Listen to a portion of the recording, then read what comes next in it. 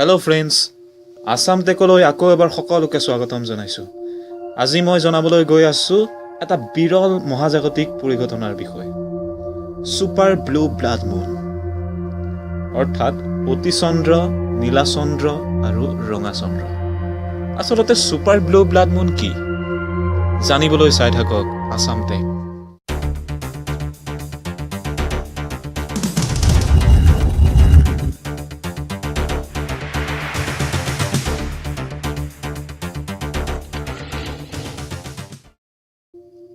একত্ৰিশ জানুৱাৰীৰ পূৰ্ণিমা সঁচাকৈ এটা বিশেষ পূৰ্ণিমা। তিনিটা কাৰণৰ কাৰণে 31 জানুৱাৰীৰ পূৰ্ণিমা সঁচাকৈ স্পেচিয়েল, কাৰণ তিনিটা বেলেগ বেলেগ মহাজাগতিক পৰিঘটনা একেলগে দেখা পোৱা যাব। পূৰ্ণগ্ৰাস চন্দ্ৰগ্ৰহণ, অতি চন্দ্ৰ, ৰঙা চন্দ্ৰ আৰু নীলা চন্দ্ৰ, এই তিনিওটা পৰিঘটনা একেলগে দেখা পোৱা যাব। আৰু 31 জানুৱাৰীৰ অতি চন্দ্ৰ আন অতি চন্দ্ৰৰ তুলনাত 14% ডাঙৰ হ'ব, কাৰণ সকলো অতি চন্দ্ৰ সাধাৰণ চন্দ্ৰতকৈ 7%হে ডাঙৰ।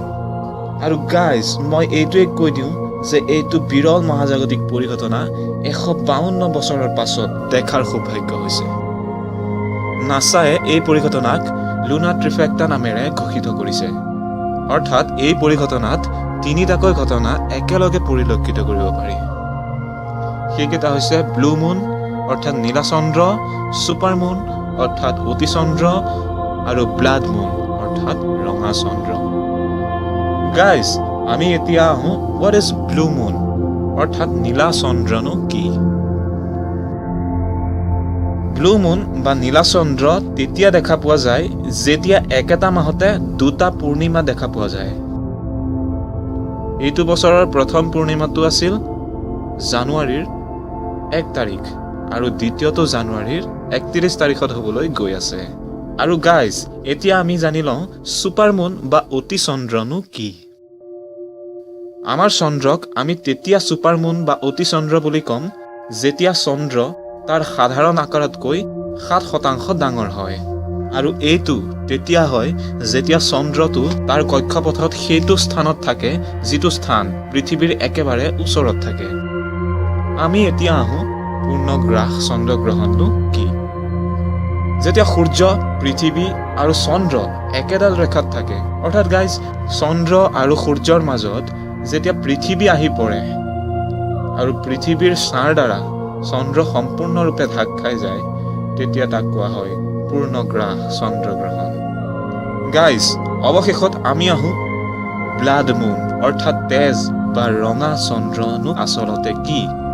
যেতিয়া পূৰ্ণগ্ৰাস চন্দ্ৰগ্ৰহণৰ সময়ত পৃথিৱীৰ বায়ুমণ্ডলেও সূৰ্যৰ পোহৰৰ কিছু অংশ ব্লক কৰি দিয়ে আৰু চন্দ্ৰত সূৰ্যৰ বেছি তৰংগ দৈৰ্ঘ্যৰ পোহৰহে পৰিব পাৰে, অৰ্থাৎ ৰঙা ৰঙৰ তৰংগ দৈৰ্ঘ্য বেছি, আৰু গতিকে চন্দ্ৰত ৰঙা পোহৰ পৰি ৰঙা ৰঙৰ চন্দ্ৰৰ এটা সুন্দৰ দৃশ্য প্ৰদৰ্শন কৰে।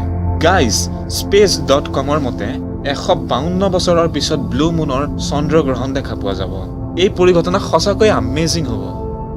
আৰু ডুবাইৰ এষ্ট্ৰনমি বিজ্ঞানসমূহৰ মুখ্য কাৰিকৰী অধিকাৰী হাছান এল হেৰেৰিয়ে নিউজত কৈছে যে গ্ৰহণ বহুত ডাঙৰ হ'ব আৰু প্ৰশান্ত মহাসাগৰ ফালৰ পৰা ভাৰত আৰু আৰৱক কভাৰ কৰিব।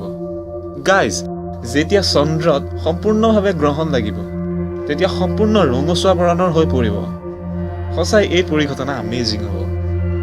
এই পূৰ্ণ চন্দ্ৰগ্ৰহণ বেছি সময় হয়তো নাথাকিব, কিন্তু ছুপাৰ মুন গোটেই ৰাতি চাব পাৰিব।